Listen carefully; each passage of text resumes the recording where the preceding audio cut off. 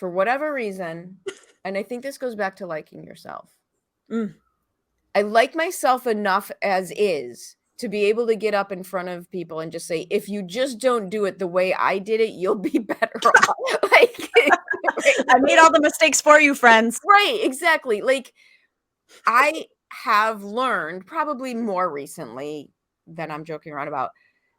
I have embraced my mess and my genius zone so strongly because what I've learned is it's the only way to make a quantum leap forward. Legit. Because if I do what you were talking about, if I force myself to do something I'm not good at, it's going to take 10 times as long to get a crappy result than somebody else who will be happy doing it, good at it. Yep. Oh, for sure. So I've just somewhere along the way embraced that that's the way to get there. Hi, I'm Erin Marcus, former corporate executive turned entrepreneur and founder and CEO of Conquer Your Business. Welcome to the Ready Yet podcast. We're excited to bring you more than 100 episodes of interviews and insights designed to help entrepreneurs get the financial and emotional freedom they need in order to build a business and a life they're proud of.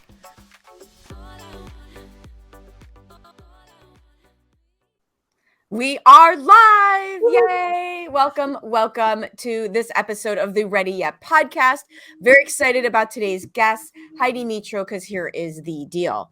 So my boyfriend was at a work event where Heidi was speaking and training and doing workshops.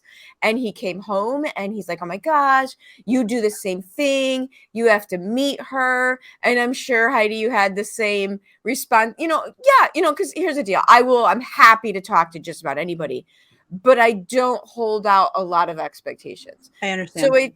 So we put 20 minutes on the calendar and like 2 hours later, your husband had to take your kid to dance or something because we were still talking. Yes, I love it. Those are my favorites. Exactly. So before we get into this, why don't you tell everybody who you are and what you do a little bit more officially? Oh, well, thank you, Erin. I'm so excited to talk with you. I am very, I'm kind of a snob when it comes to who I talk to also. So the fact that that you came through Mike was such a cool thing. I just have a lot of respect for Mike. I think he's just a really genuine human. Yeah, he is. And he's someone who says, like, if you should meet someone that he says you should meet, you should. And I have a lot of respect for him. And then when I met you, I was like, oh, I think I get this combination. Not sure how they're together. Not sure how they're together, but it makes sense to me with the essence that you both have. So thank you for having me. Thank you for being willing to be like, withhold your expectations and then join me. So, my name is Heidi Metro. Hi, everyone. Say hi if you're like commenting places. It'll come through. I'm not tech savvy enough to figure out the names and everything, but we will. We will get through. So say hello. But if you're saying hi, like, that's great. Hi, I'm Heidi. Nice to meet you. I'm the CEO and founder of When You Lead Coaching and Consulting. So that's just a fancy way of saying really our covert mission is to help you like yourself and then go change the world. I think that's what we're really doing. So true, right? Because let's just like get right into that. Yeah, do it. I think there's a million bazillion people out there who could have such an amazing life and such an amazing impact if they didn't have the stories that they have in their heads telling them you're not good enough, this isn't for you, it's too hard, et cetera, et cetera, et cetera. Amen. And liking yourself. And I'll compare it to something else. And we've not talked about this topic, so I can kind of assume your opinions. When I hear about people who are gay and and their families don't know, when I hear about people who feel that they should be a different gender and they don't talk about it, I can't fathom how hard it is to live a life not getting to be you. Right. And I feel the same way about people who don't like themselves. Can you imagine how hard it is to go through life and not like yourself? Yeah, I actually can. There was a long time where I didn't like myself. And I think it's a rebellious act right now too. I know that word rebellion's thrown around in the coaching world right now, but it is. It's an act of rebellion to like yourself because everybody's given you a million reasons not to. Or you can like yourself once you've taken my program.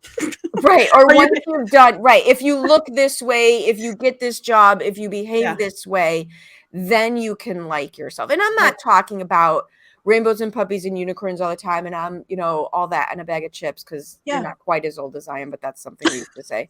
I remember that though. But at the core of it, on the regular, can you say that you like yourself? Oh, 100% now. Yeah. I mean, there's been an evolution. I think it's been more of a reclamation because I was thinking about when I was a kid. Oh, I loved myself so much. I thought I was so magical and fantastical. Little kids, and they think they're the bomb, right? And I was like, I've kept a journal for a really long time. And so even like 6, 7, 8 years old, I was keeping a journal and I'm able to watch this progression of when it started to shift.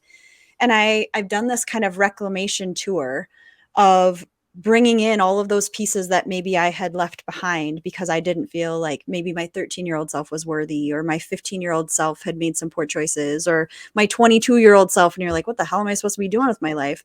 And I was supposed to figure it out day one of freshman year of college, because why the heck are we requiring 18-year-olds to know what they're doing when most of us in our 40s and 50s don't? I find it nothing short of miraculous when you meet somebody who knew what they wanted to do when they were a kid and now they're doing it and they're 50. You're like, how did you know that? Right. I mean, I did know that though. I remember seeing a motivational speaker when I was in middle school, and he was so compelling on stage. And I was like, that's a real job. How do you get to be a motivational speaker? Like I wanted to be amazing. A big animal vet. So a large animal. No, I didn't. No. But then you had to like go to school and learn things. That was science and math and not my genius zones. You can have that. Not my genius zone. At least you know that about yourself. Oh, yeah.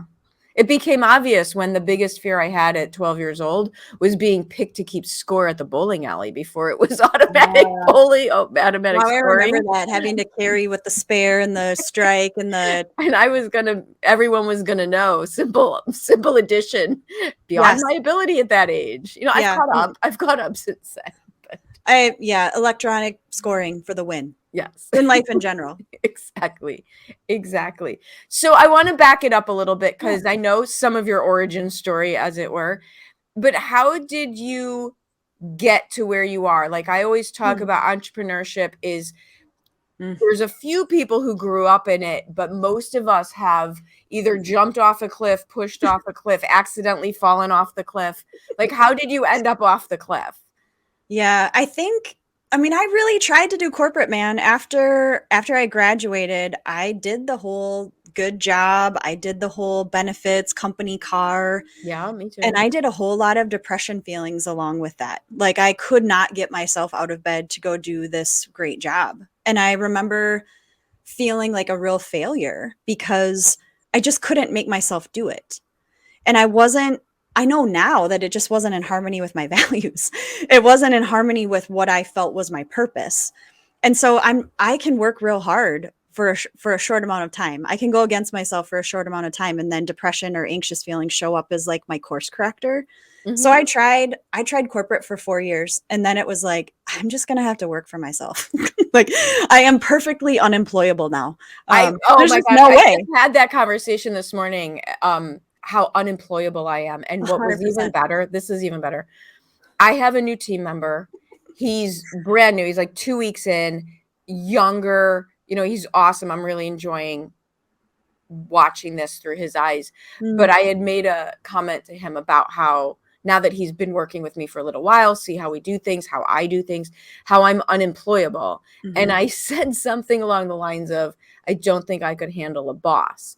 And he looked at me and he said, I think you could handle a boss. Not sure a boss could handle you. Well played, son. Right? And it was probably one of the most insightful assessments of me that I had heard in a very I can get on board with that. I think I started out self-employed as a massage therapist. So I started out with like a very practical tool. Mhm. And when you go to massage therapy school, they teach you how to be a great LMT, but they don't teach you how to do business. Nobody does. That's, and that's my whole point to people. Like, two parts. One, let yourself off the hook. You can be Yeah. the best photographer in the world. Don't beat yourself up for not knowing how to grow a business. Those things have nothing to do with each other. Exactly. But the follow-up to that is, if you're going to put all your time and money and effort into being a great photographer, what are you putting time and money, effort into to learn how to be a good business owner? Absolutely. And there is a difference between, and this is, I'm new to this role in my own world, to being a business owner versus the CEO of a business. Because Oh boy. I've created my own job, right? Like basically as a business owner, I created a job for myself. Right. A solopreneur, Yes. self-employed, 100%. Totally get it. Yes. And now the growth edge that I'm at right now is this, it's an upgrade. It's an expansion of energy. It's a developing of a team. It's a developing of leaders. We call it co-leadership inside When You Lead. And I have goosebumps even as I'm like sitting here. It's the coolest thing to watch people be themselves and thrive. It's the coolest thing. Well, and I know this is why we ended up talking for so long, is because I'm in the exact same space. And my focus this year, very intentionally, I can't say the beginning of the year, but by the middle of this year, and I think it's going to take until the end of next year, I'm calling it CEO, not solopreneur. Yes. And I've literally had to remake every single decision in my business there is. I know. Have you experienced grief? Like I've had a lot of grief show up. Like this kind of, there's been like this dying of a season of my, it's like the winter of my solopreneurship. I think you're more introspective than I am. I'm much more like, what the blippity blip is going on. I'm much more like, this is just as hard as it was when I started. What I'm like full on surrender mode of this is dying. Yeah, I am very romantic and dramatic when it comes to life. That's awesome. A lot of grief though, a lot of unexpected, like, oh, and I don't know if you've had this, but I felt kind of bashful to have people see the messy behind the scenes. Because when you're solopreneur and you go live, no one sees the mess. When the team is here and they're looking at the mess and you're like, I'm probably not qualified to be your leader. I think I've been very, very lucky, and this was pointed out to me by a mentor years ago, that I am, for whatever reason, and I think this goes back to liking yourself. I like myself enough as is to be able to get up in front of people and just say, if you just don't do it the way I did it, you'll be better off.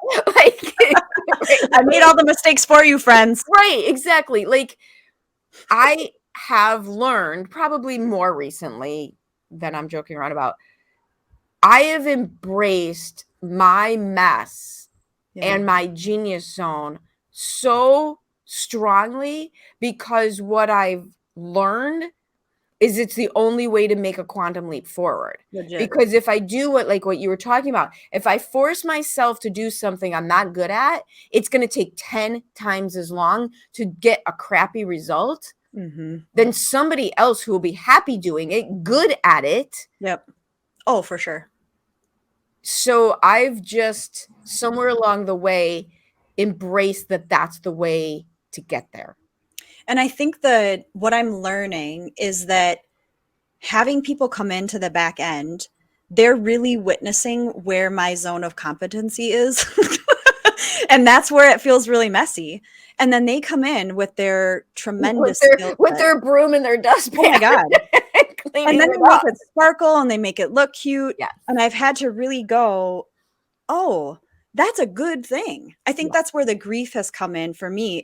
It's almost like a relief grief where you're like, oh, thank God you know how to do Kajabi. Right? Thank God you did the landing. I don't know how it's all connected. No, I don't know how. And that's for everyone's benefit.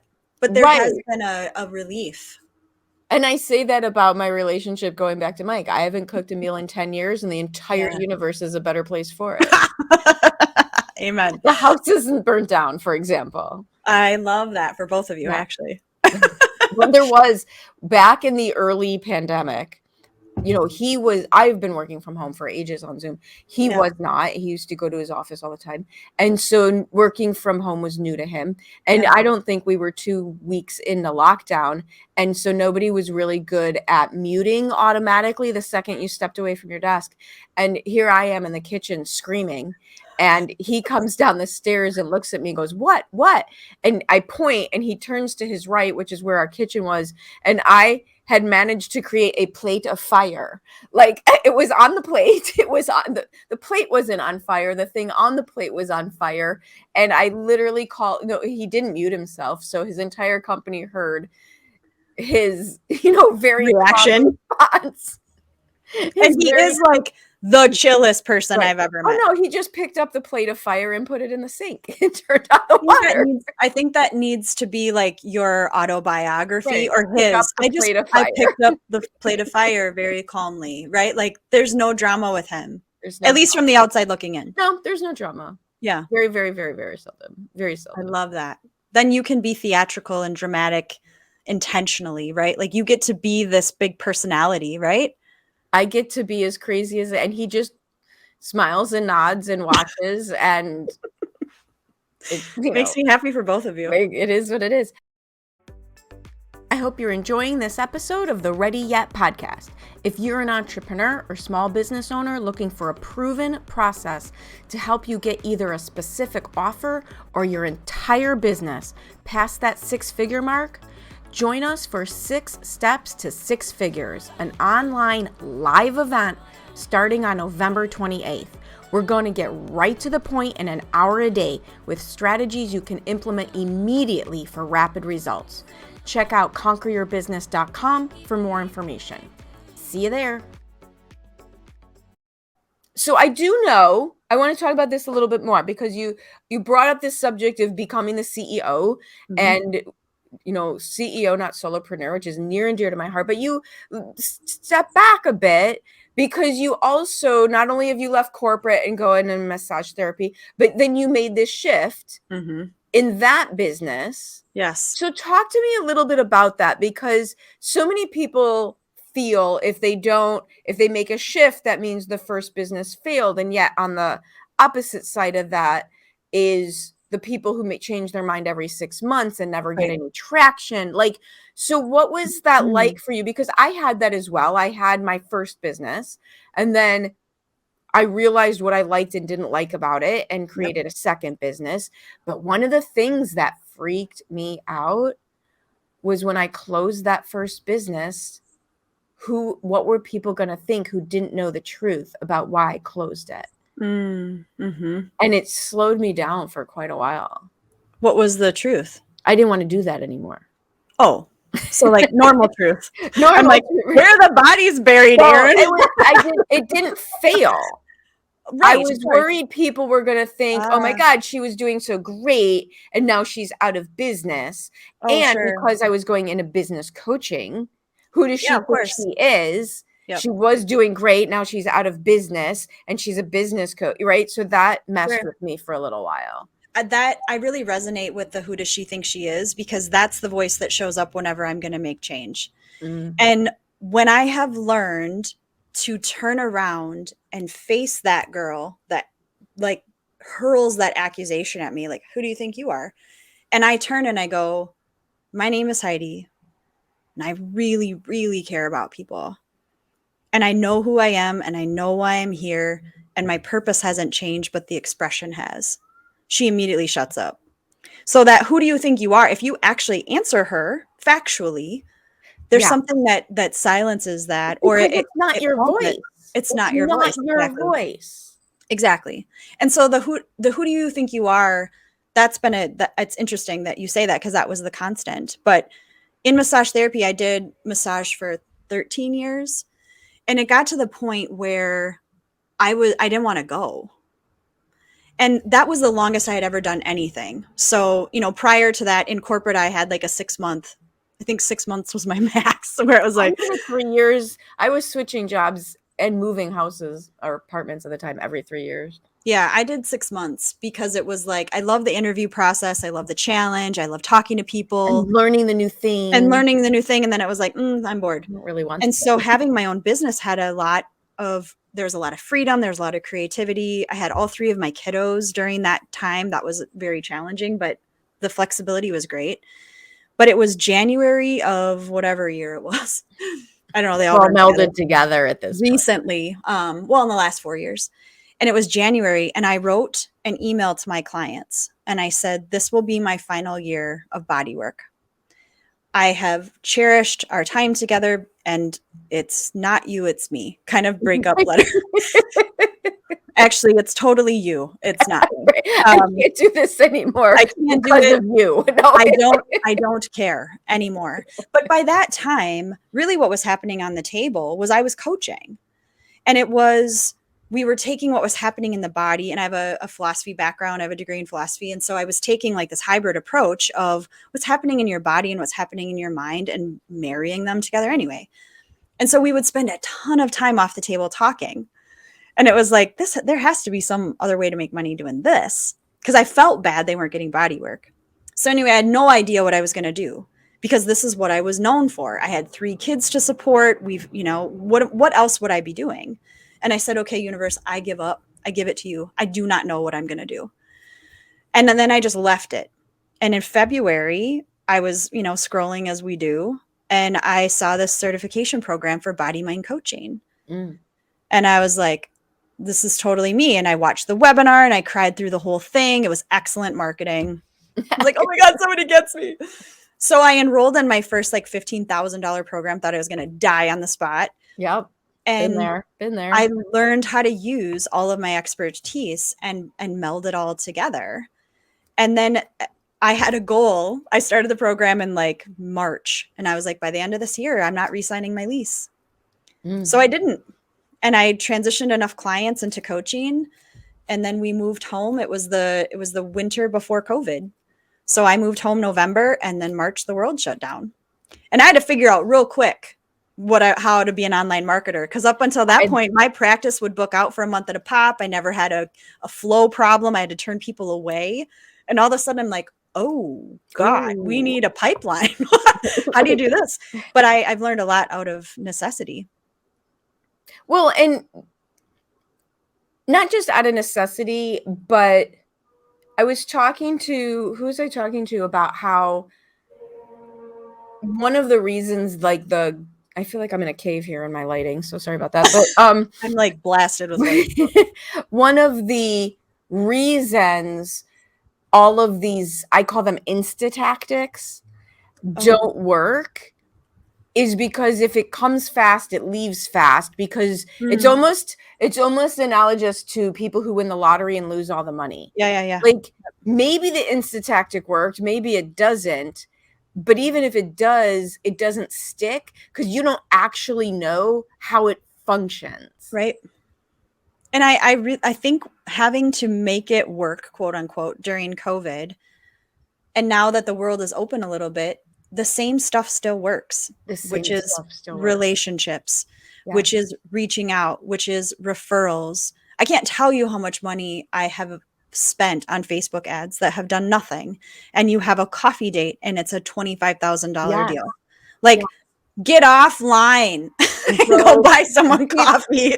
Right. And I think this is a unfortunate problem with age that, I'm old enough where that's like all we did. I completely remember business before the internet, not just life, business before the internet, corporate, the whole 9 yards, but the art of talking to other human beings. And I think the online marketers with the insta tactics make their money because of how many people are looking for a way to grow a business without ever talking to a human being.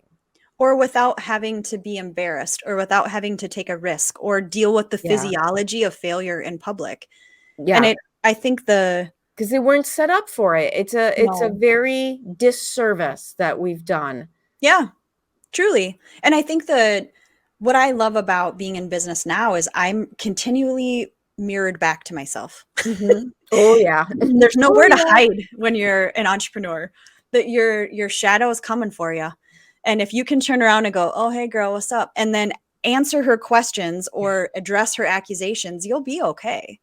And learn, like, to have the conversation, not retreat. Yes. Right. Whether your conversation with yourself, going back to this whole CEO thing, I've been crazy this week as I've tried to reframe things and have things work differently and do things completely not automatic the way that they have been. And instead of retreating from the freak out and shutting down, what can you do instead to clear the space in your mind to allow the answers to come? And I think that, to me, that's part of the excitement of being an entrepreneur. And it's also, it requires a mastery of your nervous system, and it requires a mastery of, and it doesn't mean that the thoughts don't show up. I don't take them as seriously. My Mike, so my partner's name is also Mike, doesn't believe me when I freak out anymore.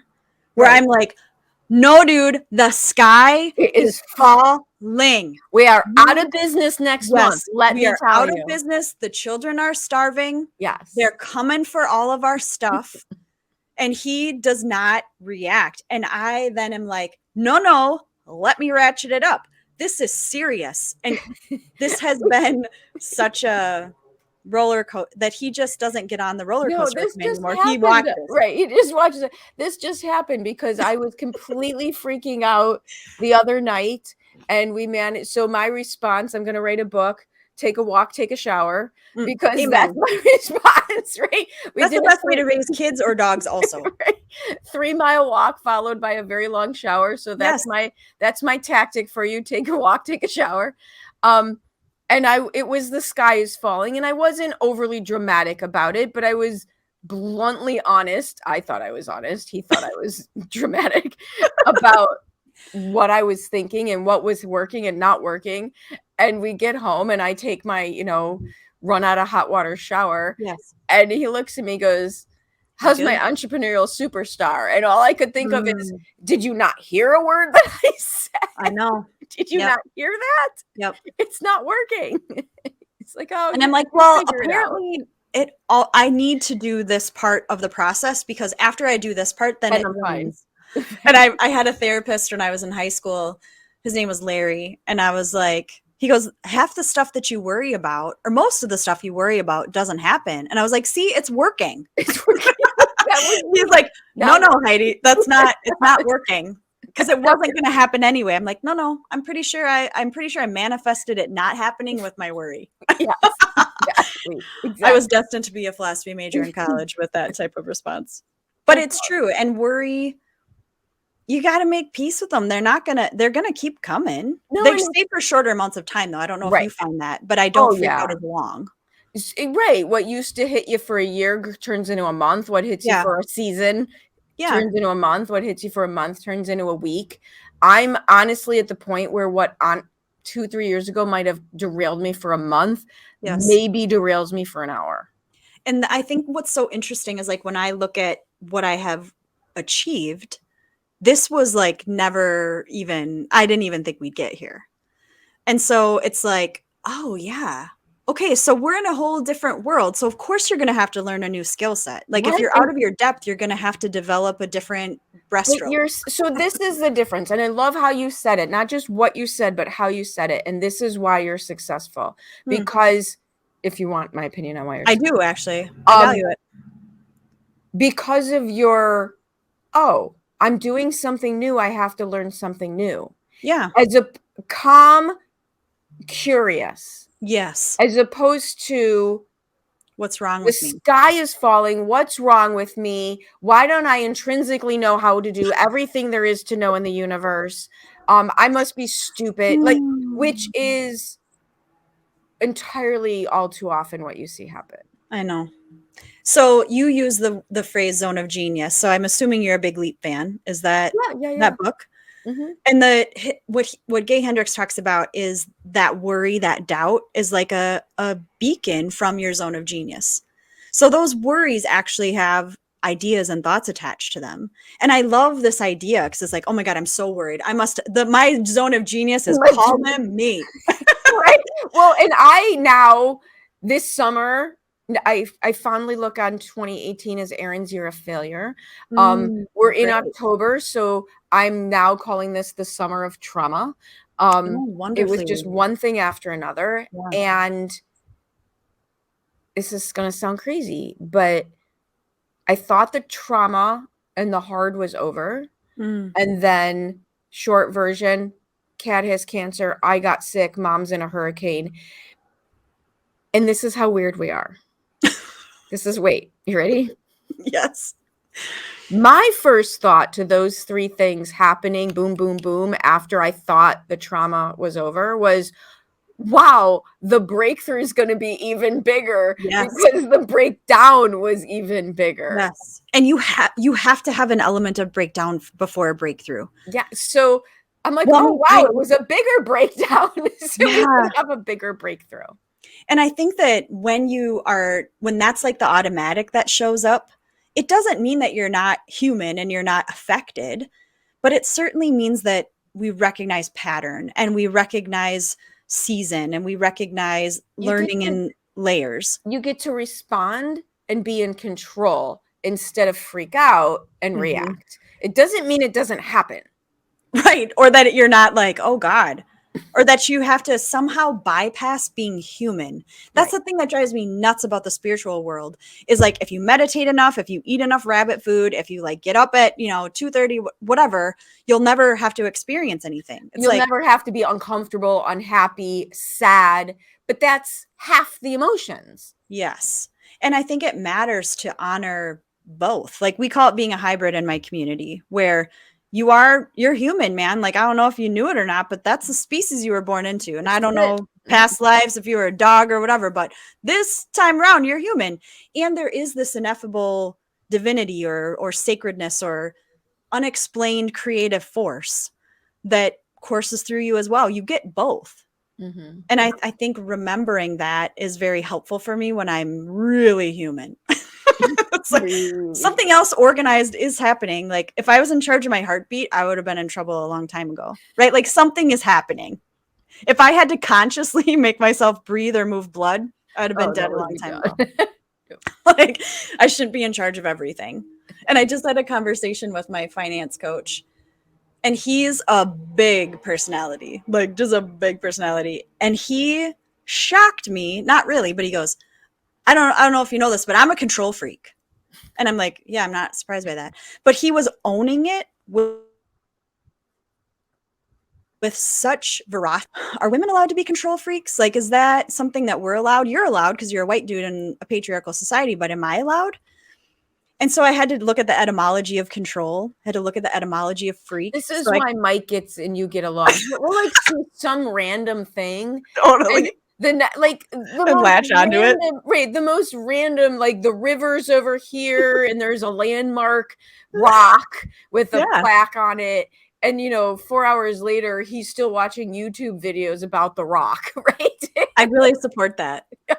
But I think that there's an element of, you do have more control than you know. You have more control than you know. It's controlling the right things. It's being a control freak in areas that you actually have influence. Because you can't control other people. You can't control the weather. You can't control illness. You can influence those things. But where can you be a control freak? That's like my latest question. It's so fun. So if you were to pick one area of your life that you would benefit the most from being a control freak, what would it be?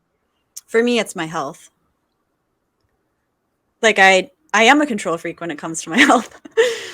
And I like how I feel. Like I like my patterns. I like my sleep schedule. I like what I eat. I like how I move. My health is the thing that I spend the most time with, other than money. And I really love money. Like I do. Money can do such cool things. Right. And I think when great people have a lot of money, money's an amplifier. And so if you're awesome, imagine what you'll be with money. 100%. Let's magnify that. 100%. So if people want to finish or continue this conversation with you, because seriously, highly, highly, highly recommend people Aw. reach out and have more of a conversation with you. What Thank is the you. easiest way for them to find you? Come and hang out online. So at Heidi Metro, Instagram, Heidi Metro on Facebook. Email me, Heidi@HeidiMetro.com. Go to HeidiMetro.com. Basically, Google Heidi Metro and you'll find a whole bunch of crap. So, and I am always up for a philosophical conversation. I'm always up for a heart to heart. Like, Yeah. I think the question that we should ask is, what do you want the most? I ask, my clients get so mad at me because every time there's anything going on, whether it's personal, whether it's financial, whether it's physical, you have, right. I always go back to, what do you want? Yes. And if you put you're going to hate this, but Michael like it. If you put the emphasis on each word, you'll get a very comprehensive response. What do you want the most? Yeah. What do you want? You can play with the emphasis on the syllables or whatever movie that is. But I think it's a really, it's a bold question. What do you want the most? Like, for real, man, what do you want the most? Go play with that. And then if you want to play, come hang out. I'd love to. Very cool. Well, thank you so much for your story, for your insights, for your time, for all the things. I feel very served by this, Erin. I really appreciate your time. I think that when you get to the end of something and you wish it wasn't done, it's like, well, yeah, we could have 4 more episodes, so we'll have to. Yeah, you let me know. I'm in, man. I'm in. Right, so exactly. Thank you for the invitation. I appreciate you. Thank you. Thank you.